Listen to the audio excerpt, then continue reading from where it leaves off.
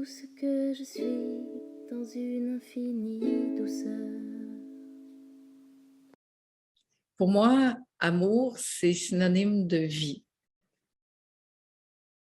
C'est pareil. Tout est amour, tout est vie. Et quand l'amour est vraiment vécu à partir de cet espace-là, c'est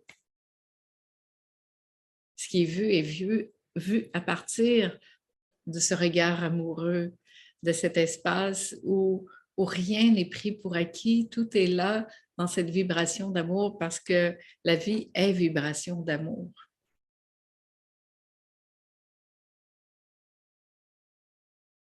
Et pour revenir un peu à la question d'avant sur la tristesse d'une relation amoureuse qui était terminée et ce qu'on a un peu élaboré là-dessus, je trouve qu'il y a beaucoup cette croyance justement d'avoir misé l'amour sur une personne en particulier. Et, et après de sentir la tristesse et la souffrance de la séparation. Mais la séparation est-elle vraiment avec la personne ou avec cette fréquence d'amour de laquelle je me suis coupée?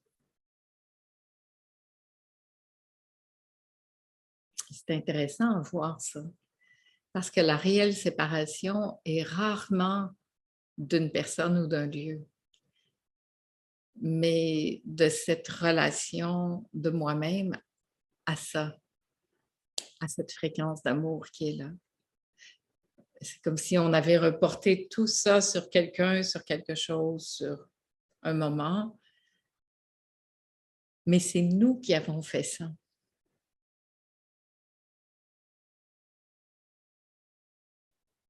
Et quand on pense que ça nous a quittés, que c'est fini, puis que la tristesse et la souffrance et l'oppression arrivent, c'est que je me coupe de ça.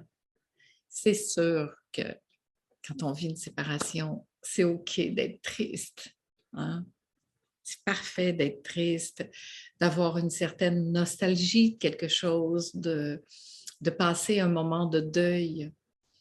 Ça, c'est humain. C'est OK, c'est humain, ça fait partie de l'histoire. Puis les êtres humains sont comme ça. Mais assez rapidement, on peut arriver à réaliser qu'en fait,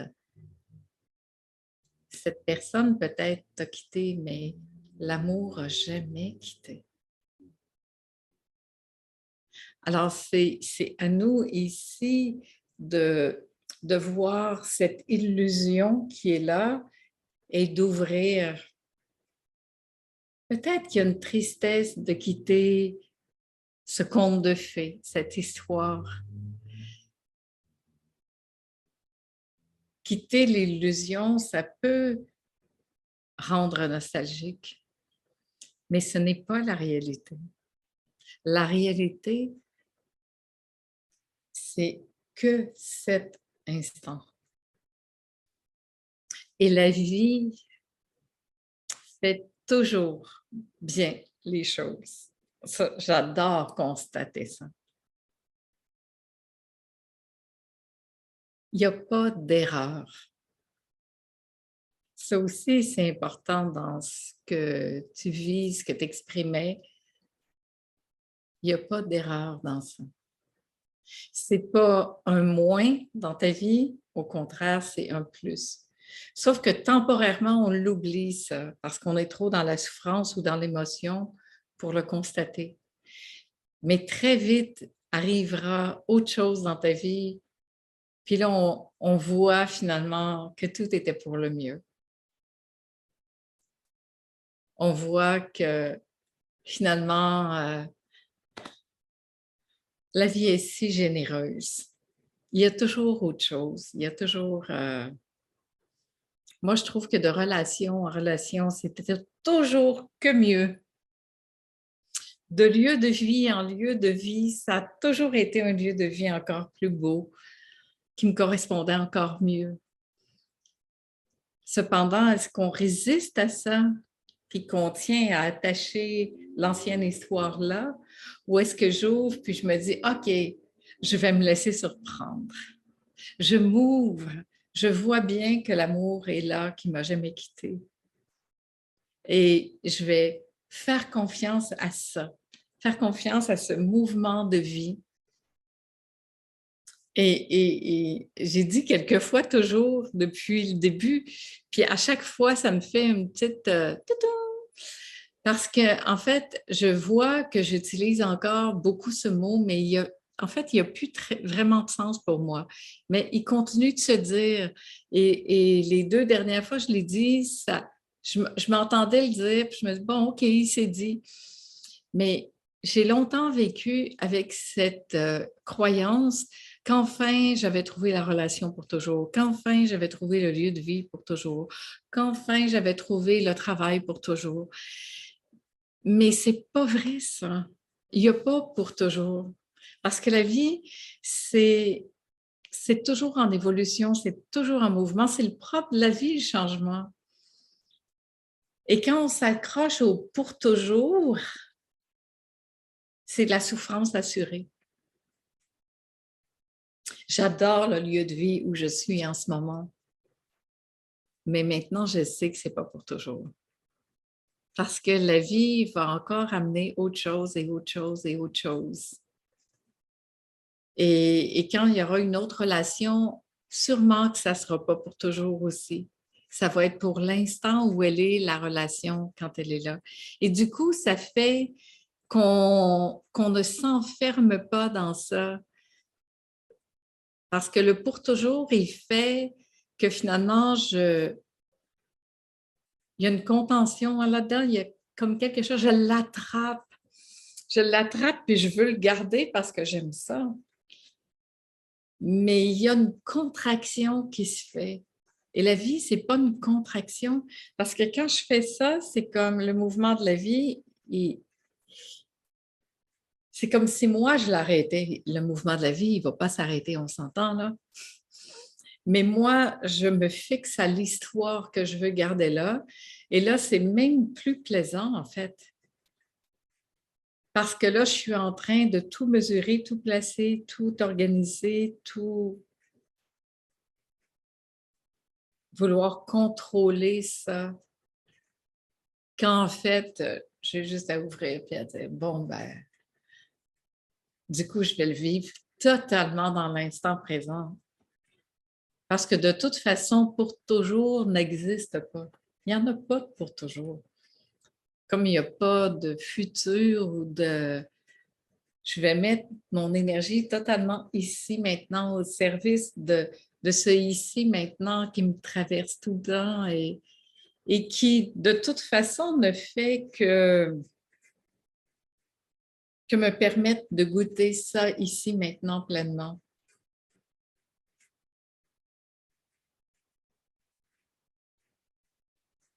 La vie est si généreuse. Et même dans des événements qu'on pourrait dire catastrophiques, il y a toujours quelque chose de... C'est toujours le mouvement de la vie qui est là. Et c'est toujours l'amour qui a différentes formes. Il y a des formes qu'on préfère, il y a des formes qu'on aime moins. Mais c'est comme ça. C'est le vivant qui est là. C'est un peu comme les saisons. Il y a des saisons qu'on peut préférer, mais finalement, toutes les saisons sont magnifiques. Et quand on est attaché à quelque chose et qu'on saisit quelque chose, on veut s'accrocher absolument à ça. Imaginez si on aime une saison plus qu'une autre et qu'on est dans un pays où il y a 4 saisons, bien, il y a 3 saisons où on va vivre du malheur, où on ne sera pas heureux de ce qui est là.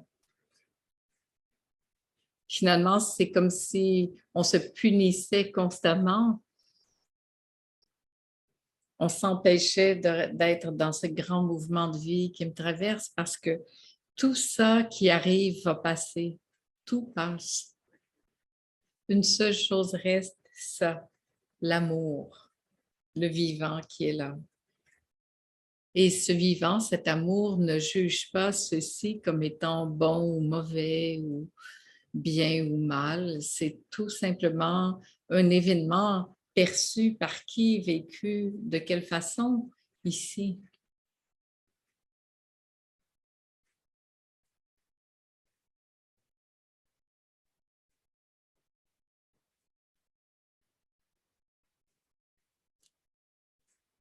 Et comment on peut finalement aller avec ce mouvement, avec le mouvement de la vie, avec ce que ça l'amène.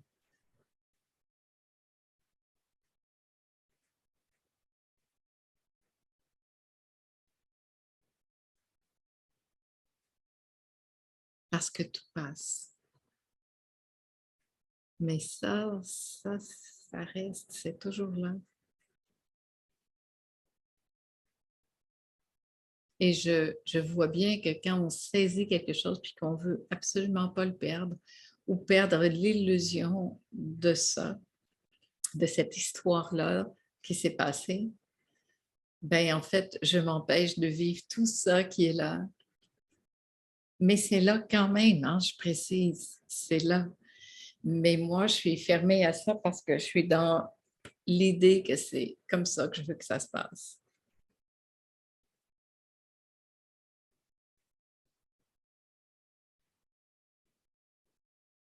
Il n'y a pas d'erreur dans la vie. Il y en a pas. Il y a nous qui pouvons qualifier ceci comme une erreur, mais c'est pas, il n'y a pas d'erreur.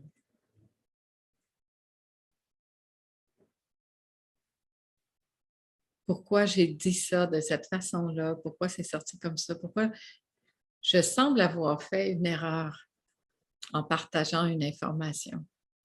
Mais en fait, le lendemain, je vois que c'était exactement ce qu'il fallait faire. Et ça, c'est juste magique. Moi, quand je constate ça, ça me fait toujours que, mais non, il n'y en a pas d'erreur. Il n'y en a pas d'erreur.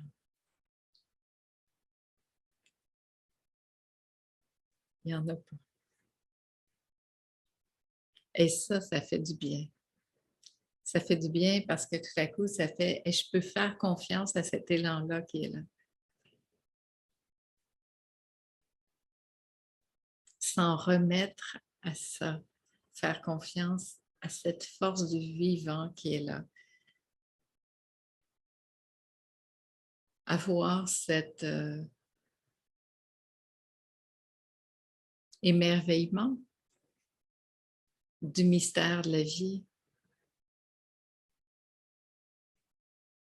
et être autonome. Vivre cette autonomie-là, de ne jamais laisser mon bonheur ou la responsabilité de ma vie sur les épaules de quelqu'un d'autre ou d'une organisation ou de peu importe.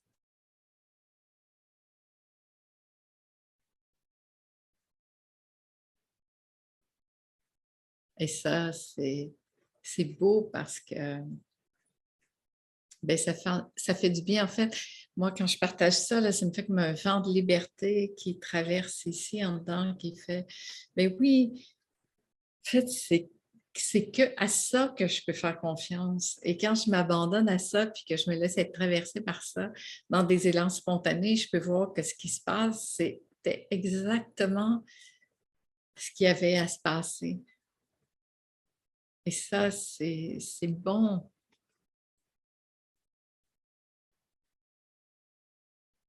C'est OK d'être dépendant. C'est OK de croire au conte de fées.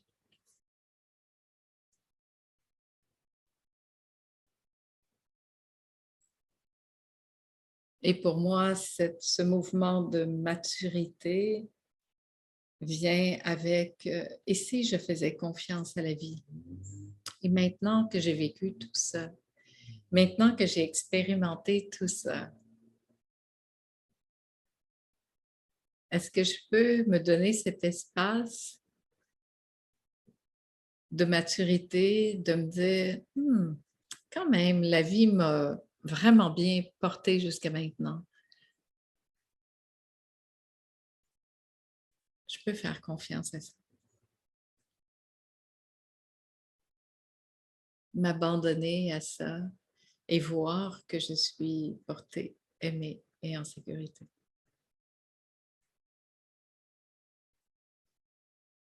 Même lorsque j'ai l'illusion que ce n'est pas ça qui se passe.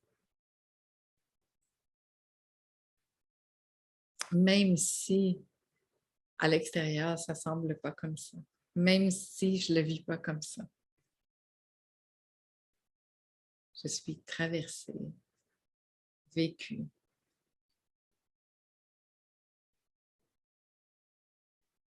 Et nous sommes portés, aimés. Totalement. Et notre sécurité réside en ça, en vraiment cette confiance en ça. Tu sais, on a beaucoup parlé de confiance en soi. C'est intéressant, mais la confiance en soi, c'est très proche du personnage. Le personnage qui va donner confiance parce que lui, il sait quoi faire, qui prend les choses en main. C'est vrai aussi, c'est peut-être un passage, mais c'est beaucoup plus intéressant de faire confiance à ça qui sait. Beaucoup mieux que le personnage qui pense savoir, qui pense tout savoir.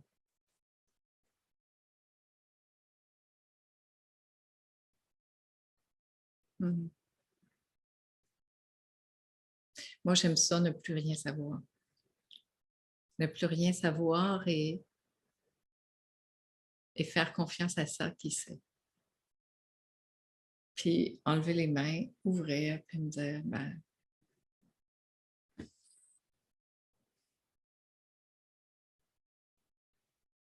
moi, je ne sais plus rien, mais je sais que ça, c'est. Alors,